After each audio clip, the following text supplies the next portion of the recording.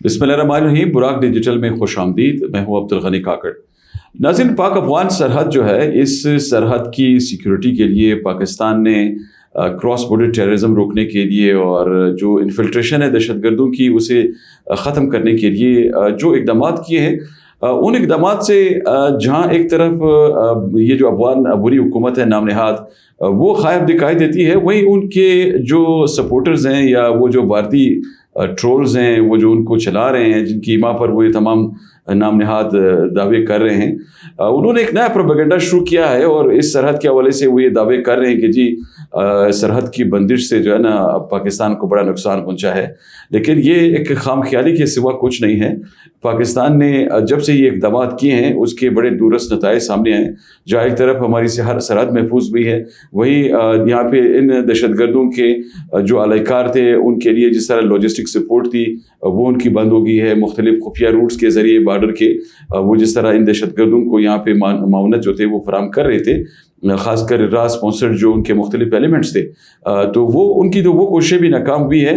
اور اب ان کوششوں سے وہ میرے خیال میں اتنے خائف ہو گئے ہیں کہ وہ یہ کوشش کر رہے ہیں کہ اثر انداز ہونے کی کوشش کریں اور اپنی اس سوکال جو ان کی ایک نام نہاد تحریک ہے جو انہوں نے اس خطے کے حوالے سے شروع کی ہے، جس میں ان کو شدید عظیمت کا سامنا کرنا پڑ رہا ہے، اس کا ایک کاؤنٹر شاید وہ رول یہ سامنے لا رہے ہیں کہ جی پاکستان کو انہوں نے بڑا نقصان پہنچایا ہے.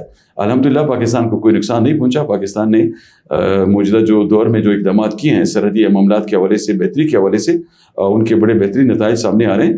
اور اس کے علاوہ ناظرین ایک اور ڈیولپمنٹ یہ ہے کہ پاکستان نے ٹریول ایڈوائزری جاری کی ہے پاکستانی شہریوں کے لیے کہ وہ ایران میں اس وقت جو پرتشدد مظاہرے ہو رہے ہیں، جس طرح وہاں پہ حالات دن بدن خراب ہو رہے ہیں، تو ان کو یہ کہا گیا ہے کہ یا تو وہ ایران کا سفر نہ کریں.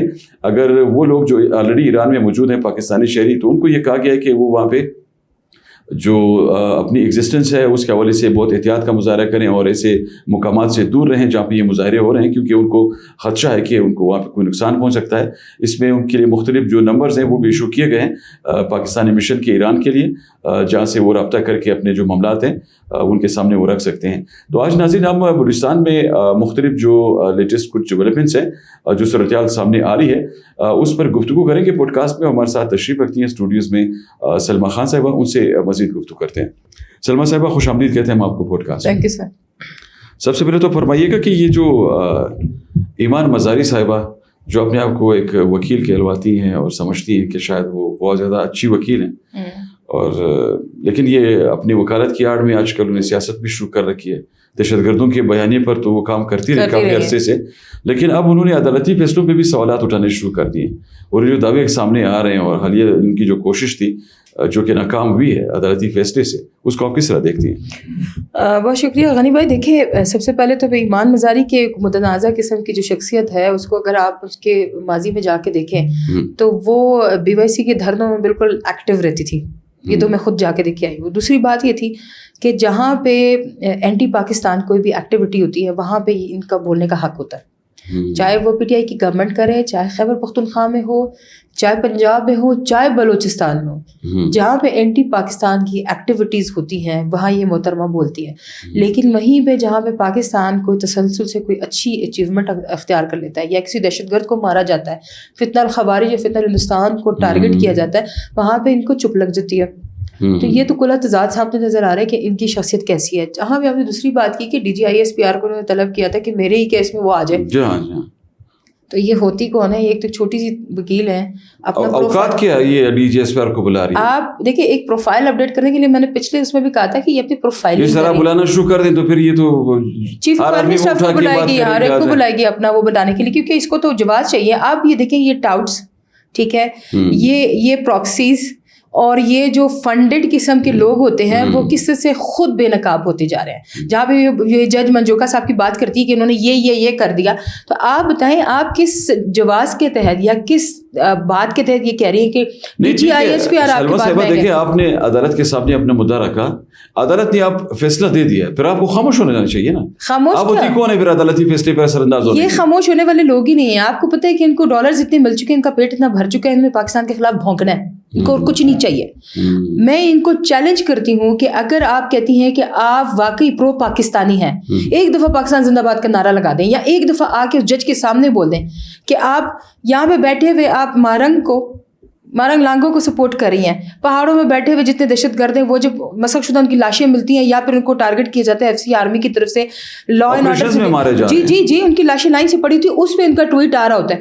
لیکن جہاں پہ ابھی بندے زندہ گرفتار کر لیے جاتے ہیں, آپ نے اپنا DIG CTD کی جو پریس کانفرنس سنی ہوگی شفقات صاحب کے ساتھ اور اعتزاز گورائے صاحب کی, اس میں آپ نے دیکھا ہوگا کہ وہ ساجد جس کے لیے اس نے بھی ٹویٹ کیا تھا کہ ماروا یا عدالت قتل کر دیے جائیں گے یا یہ بندے غائب ہو چکے ہیں, آپ جو ہیں یہ انفورس ڈسپیئرنسز کا جو معاملہ ہے اس کو آگے لے کے جائیں. اب وہ بندہ گرفتار ہے, بولو نا, ابھی تو بولو. اور اس میں حکومت نے ثابت کیا نا, ہمارے صوبائی حکومت نے, تو اس میں سلمہ صاحبہ قانون سازی کی ہے, باقاعدہ ایک قانون پاس ہوا ہے جس میں یہ بتایا گیا آپ کو کہ اگر دہشت گردی کے کیس میں کوئی گرفتار کیا جاتا ہے تو اس طرح اس کو زیر حراست رکھا جا سکتا ہے, اسے تفتیش کی جا سکتی ہے. حراست کیسا ہے, پاکستان کا آئین آپ کو کہتا ہے کہ ٹھیک ہے, وہ آپ کا آرٹیکل 10A ہے کہ آپ کو آزادی ہے, ٹھیک ہے, آپ کو آزادی ہے بولنے کی, لیکن ناجائز نہ بولیں, حق پہ بولیں.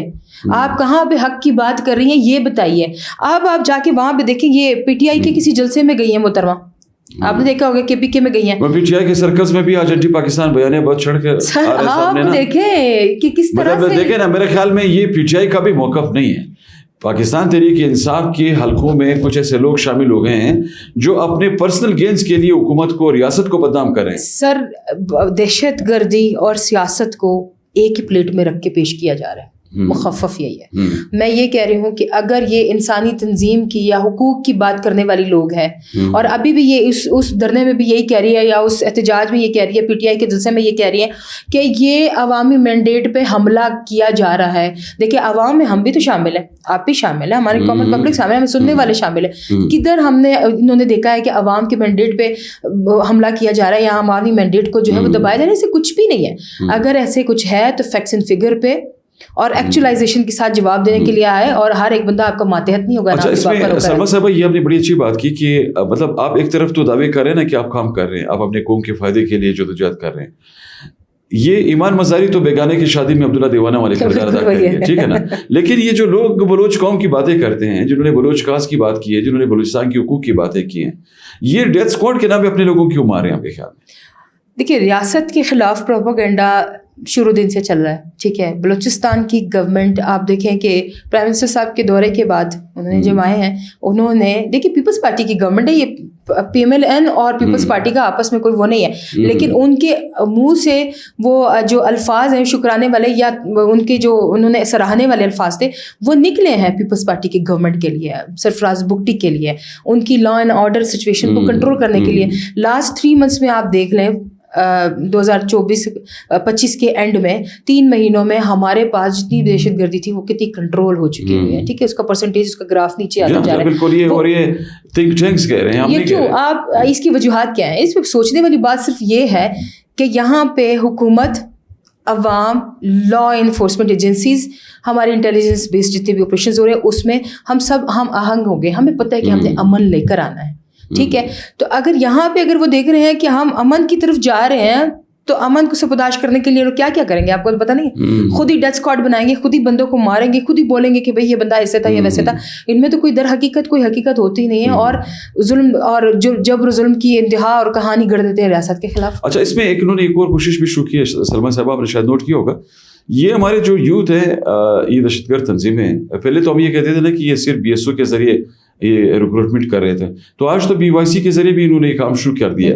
اور یہ برین واشنگ جس طرح کر رہے ہیں لوگوں کو, جس طرح ریاست مخالف سرگرمیوں کے لیے استعمال کرنے کے لیے ان کا یہ پلان جو سامنے آیا ہے, آپ کے خیال میں اس کے پس پردہ محرکات کیا ہیں؟ یہ بیسیکلی ثابت کیا کرنا چاہتے ہیں؟ سر دیکھیں, میں ایک چیز تو بہت امپورٹنٹلی بتانا چاہتی ہوں کہ 3 ایجز جو ہیں یا کم عمر کے لڑکے لڑکیاں جن کا برین واش کرنا آسان ہے, ان کا ہدف آسان ہوتا ہے, ان کو اپنا ٹارگٹ لگتا ہے کہ یہ ٹارگیٹڈ آسان بندے ہیں. آپ 30 سے 35 سال کے میچور بندے کو اٹھائیں, اس کو بار بار کہیں ریاست غلط کری, ریاست غلط کری, ایسا اس کو پتہ ہے اس نے دنیا دیکھی ہوتی ہے. ان بچوں نے ابھی جو ہے وہ دنیا دیکھنی تھی. آپ اس کو پہلے سے اس کے دماغ میں یہاں پہ فیڈ کر لیتے ہیں کہ آپ کے ساتھ ریاست غلط کر رہی ہے. اب یہ جو آپریشن ہوا تھا انٹیلیجنس بیس جس میں سرفراز اور بہزل نام کے 18 سال کے جوان بچے بہت کم بچے ہیں, بالکل ارلی ایج کے وہ ایسے بچے ہیں جن کے دماغ میں جو پکڑے. جی آپ دیکھیں یہ آپریشن کرنا یا ان آپریشن کے بہاف پہ جو نتائج نکل کے آ رہے ہیں ان کو دیکھنا بہت ضروری ہے. کیوں دیکھنا ضروری ہے کہ ہمارے یہ نوجوان نسل جن پہ کسی کو کوئی شک نہیں پڑتا کہ وہ کسی آڈیٹوریم میں جا رہے ہیں, وہ کسی اسکول میں جا رہے ہیں, وہ کسی کالج میں جا رہے ہیں, وہ کسی دھرنے میں جا رہے ہیں, وہ اسکول کا بیگ لے کے جا رہے ہیں, کیا اس میں دھماکہ خیز مواد ہے اس اسکول کے بیگ میں, کیا وہ بچے جو تخریب کاری کی نیت سے جا رہے ہیں یا ریکی کرنے کی نیت سے جا رہے ہیں. اس میں ایک بچہ آپ نے دیکھا ہوگا بہزل جو کہ ریکی کر رہا تھا سی پیک کے پروجیکٹس کو, ایف سی ہیڈ کوارٹرس کو, ان کو جو جہاں پہ آپ کے ہیوی اماؤنٹ میں اسٹوڈنٹس جو ہیں وہ آتے ہیں پڑھنے کے لیے ان اسکولس کی, وہ ریکی کرنے کا مطلب کیا ہے کہ انہوں نے بہت بڑا ایک منصوبہ بنانا تھا جو کہ ناکام ہو چکا ہوا ہے. اور یہ ڈیتھ اسکواڈ کے نام پہ نہیں ہے, یہ صرف اپنے ان نوجوان نسلوں کو اس دہشت گردی کا ایندھن بنا رہے ہیں اور آگ کو جلتا ہوا دیکھ رہے ہیں, بالکل کر رہے ہیں. اور اس میں ٹوٹل میں ان بلوچ قوموں کا بہت شکریہ ادا کروں گی جنہوں نے ان کو مسترد کر دیا, جنہوں نے بی ایل اے کے. سلمہ صاحب ایک مختصر کمنٹ اس میں بھی کیجیے گا کیونکہ ٹائم بہت کم ہے. انہوں نے یہ بی ایل ایف نے کوئی دعوے کیے کہ جی ہم نے کچھ اسلحہ وغیرہ چھینا ہے, مختلف حملے ہم نے کیے ہیں.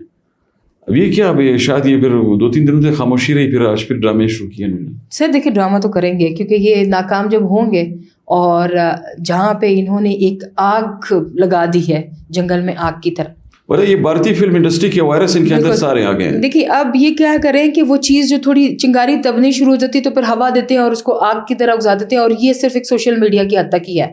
گراؤنڈ پہ کوئی ریالٹی نہیں ہے, زمینی حقائق کچھ نہیں ہے. آپ کو ہم سب کو پتہ ہے, ہم یہیں پہ رہتے ہیں اور یہیں کے باشندے. بہت شکریہ سلمہ صاحبہ. ناظرین آج آپ نے گفتگو سنی. آج کے پوڈ کاسٹ میں ہم نے بلوچستان میں سرگرم یہ جو دہشت گرد تنظیمیں ہیں ان کی طریقہ واردات, لوگوں کو ریکروٹ کرنا, پھر ان کو اپنے عزائم کی تکمیل کے لیے استعمال کرنا, اور مقامی لوگوں کے خلاف ان کے جو انسانیت سوز جو ایک کردار ہے سامنے آ رہا ہے, اس پر ہم نے گفتگو کی اور کچھ حقائق ہم نے آپ کی خدمت میں سامنے رکھے. انشاءاللہ اگلے پوڈ کاسٹ میں کسی دوسرے موضوع کے ساتھ آپ کی خدمت میں دوبارہ حاضری دیں گے. تب تک اجازت دیجیے. اللہ حافظ.